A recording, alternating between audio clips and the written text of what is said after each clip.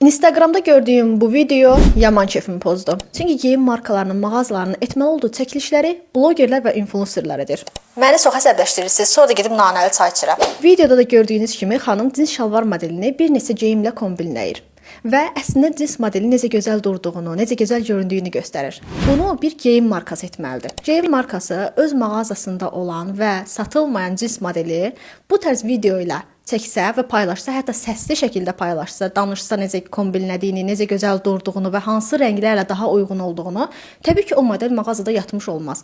Anındaca satılar. Niyə görə satılar? Çünki qarşı tərəf artıq bu cins modeli niyə almalı olduğunu və əgər bu modeli aldığı halda onu necə kombinləyəcəyini bildiyi üçün artıq əlində almağa bir səbəbi olmuş olur. Əgər sən də sosial mediada öz markanı və şəxsi brendini qurub uğurlu şəkildə addımlamaq və uğurlu satışlar etmək istəyirsənsə, lakin necə məzmunlar yaratmalı olduğunu, hansı təzə risklər çəkməli olduğunu, risklərlə satışı necə etməli olduğunu bilmirsənsə, konsultasiya xidmətimə yazılaraq sənin üçün doğru strategiyanı birlikdə hazırlayaq. Bu da ki, adamı sakitləşdirib eləmirik. Güvədə.